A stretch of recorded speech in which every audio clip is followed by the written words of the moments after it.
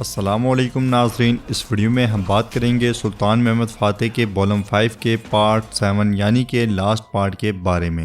Episode की शुरुआत में जानिसरी महल में रेडी वाले के साथ ज्यादती करने वाले 3 जानिसरी सिपाही सबके सामने खड़े होते हैं और कारा मुस्तफ़ा सबके सामने उनकी टोपियां, जूते और वर्दी उतरवा देता है। दोगान और इसहाक भी बुलंदी पर खड़े होकर सारा मंजर देख रहे होते हैं। सब कुछ उतरवाने के बाद मुस्तफ़ा उनसे कहता है, तुम अब हमारे साथ ही नहीं रहे, चले जाओ यहाँ से। यह सुनते साथ ही वो तीनों दोगान को गुस्से में देखकर चले जाते हैं। उन्हें जाता हुआ देखकर इसहाक दोगान से पूछता है, तो इनका क्या होने वाला है? जवाबन दोगान कहता है, कौन जाने कि ये किस जगह जाकर उसे बर्बाद करेंगे। अब वो जरूरतमंद हैं, वो शाख से अलग हो गए हैं। इनका अंजाम अब हवा पर मुनसर है। चलो अंदर चलते हैं पाशा। और इसके साथ ही वो दोनों अंदर चले जाते हैं। नाज़रीन, इसके बाद हम देखते हैं सुल्तान बिल्कुल गम में निढाल अपने बिस्तर पर लेटे होते हैं। इसी दौरान चांदाली आकर कहता है, मेरे सुल्तान, तमाम तैयारियां मुकम्मल हो चुकी हैं। काफी देर तक वो मेरे सुल्तान कहता रहता है, मगर सुल्तान आगे से कोई जवाब नहीं देते। ये देखकर चांदाली बैठ जाते हुए कहता है, हकीम को बुलाओ, जल्दी से हकीम को बुलाओ। उधर इसहाक दोगान से कहता है, मेरे कहने का मतलब है कि सुल्तान मुराद खान का दिल यह दर्द बर्दाश्त नहीं कर सकता। तो दोगान कहता है, उनका दिल बहुत कुछ बर्दाश्त कर रहा था पाशा, वो सुल्तान मुराद खान है। क्या आप समझते हैं कि इतनी आसानी से हार मान लेंगे? जवाबन इसहाक कहता है, ऐसा मत कहो, इस बार मुख्तलिफ है। क्या तुम्हें लगता है कि चांदाली बेकार में साथ गया है? लेकिन एक चीज है जो मुझे परेशान कर रही है, अगर महमद दोबारा तख्त पर बैठ गया तो हमारा क्या बनेगा? ये सुनकर दोगान हंसते हुए कहता है, क्या हुआ, डर लग रहा है? तो इसहाक कहता है, नहीं,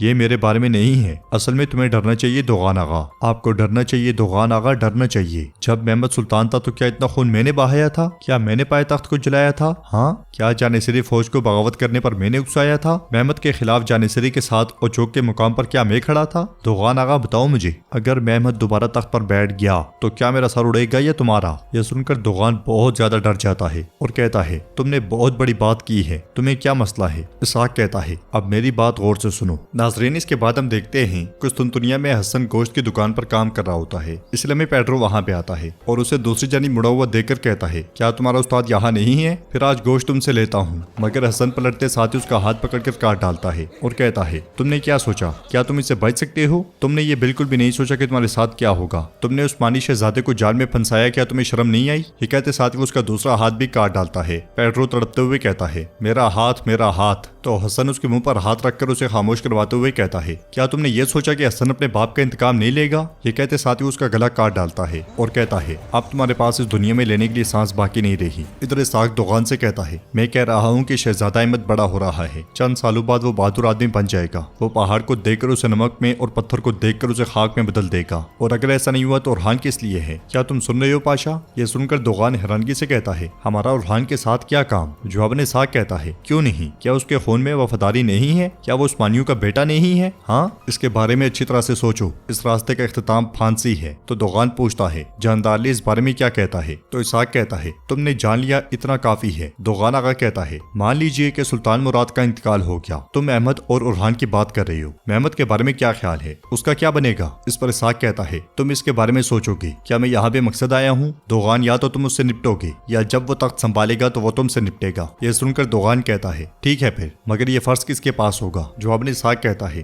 जरूरत से ज्यादा किसी चीज की जरूरत नहीं। एक दो पत्ते जो दरख्त को छोड़ दें वो करेंगे, बस इस बात को यकीनी बनाना कि ज्यादा आवाज ना आई। यह सुनकर दोगान सोच में पड़ जाता है। अगले मंजर में हम देखते हैं कि महमद फ़ातेह अपने साथियों और सिपाहियों के साथ जंगल से आगे बढ़ रहे होते हैं और उन्हें छुपकर देखने वाला शख्स कबूतर उड़ा देता है। दूसरी जानिब दोगान बेस बदले एक सराय में जाता है। सराय में लोग खा पी रहे होते हैं और शराब से लुत्फअंदोज हो रहे होते हैं। दोगान कुछ लोगों के पास जाकर कहता है, सबके काम में आसानी और बरकत हो। उनमें से एक पूछता है, आप किसे तलाश कर रहे हैं? जवाबन दोगान कहता है, मैं मुर्तद लोगों की तलाश में हूँ, क्या वो यहाँ नहीं है? तो दूसरा शख्स कहता है, अब उनके बारे में भूल जाओ, चलो जाओ और हमें खेलने दो। ये सुनकर दोगान गुस्से से कहता है, मैंने कहा मैं मुर्तद लोगों की तलाश में हूँ। तो पहले वाला शख्स कहता है, आधी रात को हम पर चीखने वाले होते कौन हो तुम? तो दोगान टोपी उतारते हुए कहता है, जानिसरी का सरबराह कोर्तुजो दोगान। ये सुनते साथ ही वो लोग हंसने लग जाते हैं और एक शख्स कहता है, इसे देखो, ये सोचता है कि ये दोगान है, अगर ये ज्यादा नशे में होता तो खुद को सुल्तान मुराद समझता। यह सुनते साथ ही दोगान उन तीनों पर टूट पड़ता है और उन्हें मार मार कर नीचे फेंक देता है। फिर कहता है, इतनी धुलाई तुम्हारे लिए काफी है, सुल्तान मुराद के बारे में बुरा भला कहने वाले मुझसे टकराएंगे, अब बताओ मुर्तद लोग कहाँ हैं? तो ऊपर खड़े 3 लोगों में से एक कहता है, दोगान आगा इस तरफ। तो नाज़रीन ये वही तीनों लोग हैं जिन्हें फौज से निकाला गया था। दोगान उनकी जानिब देखने लग जाता है। बुरसा में तबीब सुल्तान को दवा पिला रहा होता है। दवा पीने के बाद सुल्तान जानदाली के सिवा सबको भेज देते हैं। जानदाली पूछता है, मेरे सुल्तान तैयारियां मुकम्मल हैं, क्या हम सफर पर रवाना हो जाएं? तो सुल्तान कहते हैं, सुबह की नहुसत रात की खैर से बेहतर है। सुबह का इंतजार करते हैं जानदाली। फिर सुल्तान जानदाली को पास बुलाकर बिठाते हैं और उसके सर के साथ सर जोड़ते हुए कहते हैं, जानदाली मुझे अपनी तकदीर का इल्म नहीं है, इसे ज्यादा देर तक रखने की जरूरत नहीं है, शायद मुझे कुछ हो जाए, रियासत तुम्हारे सुपुर्द है जानदाली। तो जानदाली कहता है, ऐसे अल्फाज ना कहें सुल्तान, अगर अल्लाह ने चाहा तो।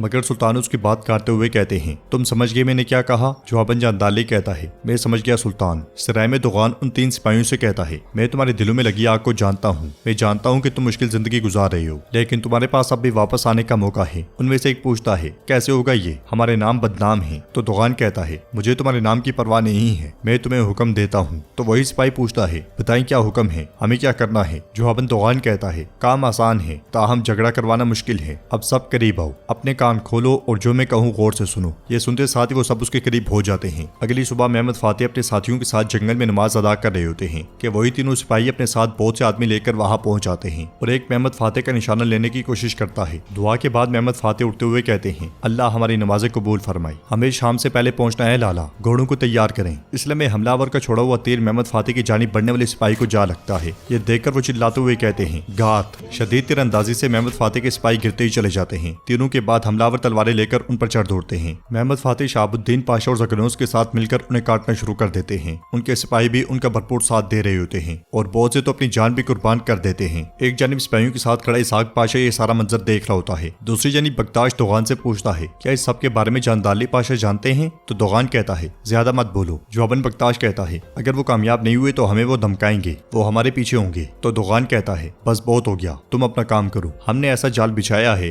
कि वो जिंदा बाहर नहीं निकल सकते। नाज़रीन इसके बाद हम देखते हैं अदरनी में हमजा साहब बालिबे से पूछते हैं, हमारे शहजादे के बारे में क्या ख्याल है? तो बालिबे कहते हैं, वो अपने रास्ते में होंगे, वो शाम से पहले यहाँ जाएंगे इंशाल्लाह। जबकि सल्तोक अपने साथ लाए गए गुलाम बच्चे के साथ गुल मिल रहा होता है। हमजा साहब बालिबे से पूछते हैं, हम सरहद कब पहुंचेंगे? मालूम है तंजीम के बहादुर हमारे आने का इंतजार कर रहे हैं। तो बालिबे कहते हैं, पहले हमारे शहजादे को आने दें, फिर हम वापस जाने की इजाजत लेंगे। उधर मेहमद फातेह जगनौज पाशा के साथ गद्दारों को जहन्नुम वासिल करते ही चले जाते हैं, जबकि शहाबुद्दीन पाशा जख्मी होने के बाद एक तरफ बैठे होते हैं। मेहमद फातेह एक साथ कई गद्दारों को काट डालते हैं और पीछे से उनकी जानिब बढ़ने वाले का काम जगनौज पाशा चाकू फेंक कर तमाम कर देते हैं। सब गद्दारों को मारने के बाद वो सब एकदम से शहाबुद्दीन पाशा के पास जाते हैं और उनसे उनका हाल अहवाल पूछते हैं, मगर एक बार फिर कई गद्दारों ने चारों तरफ से घेर लेते हैं। ये देखकर मेहमद फातेह और उनके साथी होशियार हो जाते हैं। इसलिए में एक तरफ से इसहाक पाशा अपने सिपाहियों के साथ उनकी जानिब बढ़ रहा होता है। उन्हें देखकर मेहमद फातेह कहते हैं, इसहाक पाशा, ये कहते साथ वो लड़ने के लिए तैयार हो जाते हैं। तो नाज़रीन के इसहाक पाशा यहाँ पे मेहमद फातेह की जान बचाकर उनका एतमाद हासिल करेगा या खुलकर उनके खिलाफ जंग करेगा? आप अपनी राय का इजहार कमेंट बॉक्स में कर सकते हैं। अगर आपको वीडियो पसंद आए तो वीडियो को लाइक करें, चैनल को सब्सक्राइब करें और बेल आइकन पर लाजमी से क्लिक कर दें। इंशाल्लाह मिलते हैं नेक्स्ट वीडियो में, तब तक के लिए रखें अपना और अपनों का बहुत ज्यादा ख्याल। अल्लाह निगहबान।